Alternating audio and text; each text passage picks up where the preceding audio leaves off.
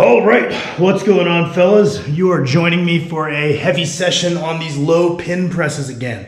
I'd be lying if I said I wasn't a little bit worried about this session because I got to go to the grocery store tonight, which means I was running a little bit low on food. And I've mentioned a couple of times on the channel, like how I like to push some extra calories into my pre-workout window for my pressing days. I feel like that leaves me better prepared. I was only able to push so many carbs. I'm eating like my 4th banana for extra carbs today.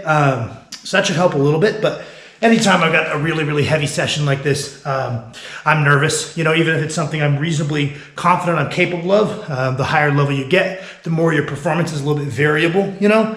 And I think I would be foolish and arrogant not to come into these sessions worried. And I don't think that's a bad thing. I think the fact that I'm worried is what makes me go to bed early. It's what makes me make sure I eat all my meals, make sure I'm hydrated, make sure I warm up thoroughly. You know, it's you could say it's nervous, or you could say it's just giving the weight the respect it deserves. But we're going pretty heavy today. We're going to see how that goes. I'm going to take my time warming up, make sure everything's feeling good, get any little errors in my movement pattern kind of hashed out, and then also take the time to get a lot of kind of blood flow to all the primary movers, because it's something I've always done on the bench press is do some dumbbell benches to warm up, do some pull downs, kind of warm up the upper back, get the triceps warm, just take my time kind of moving some blood. I do a lot of warm up sets on the bench. I understand that's not the most time efficient thing in the world, so I would never tell somebody it's necessary. I think you can boil your training down to a lot more bare bones of truly just what the effective parts are. But if you've got the time, there's a lot of little things you can do between sets. And that's why the program doesn't always make the athlete. The athlete makes the athlete. I was just telling Kirsten the other day, a really good athlete will make a pretty clunky program look excellent because they're doing all of the things they need to do between sets. They truly understand the purpose of each session. They know why they're coming in. They're like, okay, well, I know the real goal of this day is to hit some heavy fives. I'm not going to force a set and miss. I know what general intensity. I understand all of these little things that can be done between sets rather than just kind of doing a set mindlessly, clocking out, going on the phone. You know, you put the phone away, you think, what did I think about that set? Am I moving towards the technique that I would like to see myself use, right? So a good athlete can make a pretty suspect program look really good, or vice versa. You can take a pretty suspect athlete and they'll make the most well-written, well-periodized, the exercise selections on point, and they'll make it look pretty amateur, right? People at the gym, you know, you'd think, oh, this guy doesn't know what he's doing, but on paper, his program is brilliant, right? So being a good athlete, whether you're programming yourself or not, you're doing justice to whatever pre-written you're running, you're doing justice to whatever you've written yourself, especially. Be a good athlete, and let's prove that what you wrote down was pretty smart, or do justice to your coach. And I try to do the same thing. I try to do justice to the things I write down and spend my time during my workouts, put the phone away. Not that there's anything inherently wrong with having your phone, you know, you might have your spreadsheet on there, but sometimes it's good to not just train, but train while we're very mentally present and we're trial and erroring. I do a squat, I felt like I was a little bound up at the ankles. I'm gonna do a quick little ankle stretch between here and see if the next set's a little bit better. Other than, that felt off, wait my 4 minutes, go again. So just trying to be present, trying to make this happen. And that's something I do a really good job of on days where I've got heavy weights, is trial and erroring on the way up, kind of speculating, I need to warm my triceps a little bit more.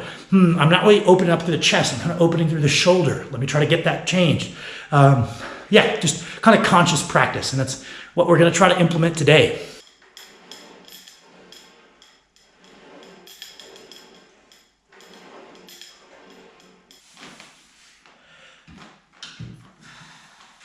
All right, it's gonna be a doozy getting into position today. Yesterday was my heavy front squat and deadlift day, and I pulled a triple at 710, which moved really well. I'm really pleased with that, definitely in a good spot with the deadlifts, but god damn, the back is stiff. Back when I was more powerlifting oriented and bench press was a huge focus of mine, I would always place my Larson press day after my heavy deadlifts. Kind of alleviate that low back stress, have to arch a little bit less, and be able to put in an enjoyable workout without having to spend forever fucking breaking the concrete off my spine. But yeah, just gonna execute though. I've been big on this whole look like an advanced athlete. Why I like watching lots of the weightlifting training hall videos, because aside from the fact that I feel we would be foolish not to learn and apply what we can from one of the strength sports with the biggest gene pool and federal funding, that's so much more far down the line in the development of the sport. There's a lot we can learn from that. Aside from that, it's just cool to see, okay, wow, that's what a professional looks like. I want to come into the gym And regardless of what strength level I'm at, I want to look like a professional, kind of fake it till you make it. If I do all the things I would kind of expect to see a professional strongman do, if I do all of them, who knows, I might end up like that one day. Yeah, so that's kind of something I'm big on, is like, okay, well, I imagine they wouldn't be completely zoned out. I'd imagine they'd be working on things between sets and using that time productively. I'm sure they would have their own routine, right? So what does a professional, what does being a really proficient, what does a good athlete look like? I was just watching Kirsten do her deadlift day yesterday, and I was really impressed because she's come a long way, especially training in the garage without a bunch of distractions of friends at the gym, and really making it, okay, well, it's not just talk to friends, do set, talk to friends, do set. I'm here for a specific reason, to get better at this lift, and then do assistance work for this lift. Got 3 kind of goals for the day. I'm gonna do those to my best of my ability, and I'm gonna focus. And it's clear that training in the garage has had very positive impacts on her level as an athlete, and I expect her numbers to follow suit. And the same thing could be applied to me. Now, what exactly the routine is, you gotta find what works for you, right? Kirsten and my deadlift day are actually pretty similar, being 2 athletes with longer torsos, shorter arms. The general exercise selection and structure is pretty similar, so I can kind of give her extra hints as to what an expert at this training routine might look like. But maybe your training routine to chase your goals looks totally different, but what would an expert in your routine look like?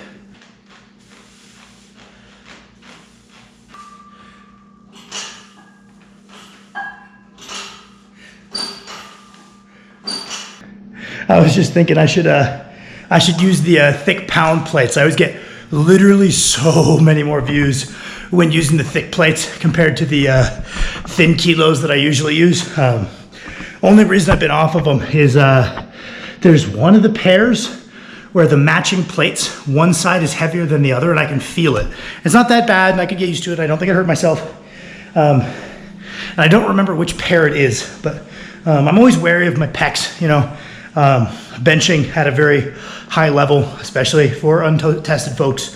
Pec tears always seem to be something you really have to kind of keep an eye out for. So any little habits I can have that I feel reduce that probability, I try to keep them. But at some point I might break out the thick plates.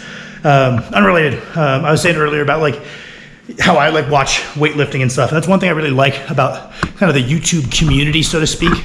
Or at least the one that I'm a part of. I mean, I think there's good and bad things about it, like anything else. I guess any of you that are regularly around these parts can probably guess a lot of my misgivings with the culture, but there's also a lot of upsides. And one thing I think is really cool is that there's a lot of people engaging in different specific aspects of strength and weight training and hypertrophy, but they'll still watch channels that are a little bit away from what their goals are to learn, which I think is something that's really cool and smart. And that's a lot of what I did was, like I said, I watch weightlifting videos. I watch a lot of different places to see if there's things I can learn from what excellence looks like in their field to try to become excellent in what I've defined as my own field. And I can see a lot of people do that on YouTube Fitness. And I think it's pretty cool, rather than just writing it off as, oh, they're not doing what I'm doing, or being an elitist and saying, oh, well, the cool guys at the top of my sport are much cooler than the cool guys at the top of your sport. Mostly calling out, less of a big thing now. I think people have chilled out. But back in the day, weightlifting commenters used to be unbelievably elitist about the achievements of other people, which always cracked me up. They're like, God, the best weightlifters are so much better than the best powerlifters. That's awesome, dude. You're neither of them. You don't get to flex someone else's achievements because you picked to do the same thing that they did. I remember that I always used to, at first it wound me up because back then I was a power lifter. But now looking back, it's just pretty funny to just be like, oh, but our cool guy is cooler than your cool guy. You're not a cool guy though, so I don't really have to listen to you. I like this subsect of YouTube where people realize that there's differences. You don't want to copy someone verbatim, but there's a lot of overlap in what good methodology is, and that you can kind of piece together by thinking what you can take away and what you can apply to yourself. I watch a lot of bodybuilding stuff, and that's influenced my nutrition. I've watched a lot of weightlifting stuff, and that's really influenced my programming. I've watched a lot of powerlifting stuff. I used to be a power lifter. That's influenced my approach to my static lifts and strongman. I watch a lot of strongman stuff. I watch a lot of more athletics type stuff, track and field training, because you have to be a little bit more athletic as a strongman. Yeah, I just think that stuff's cool, and I think it's cool that there's other people that are like-minded on here.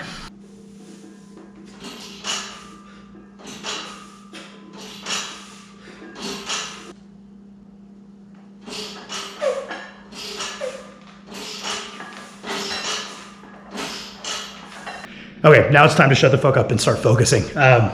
Won't be talking much till after.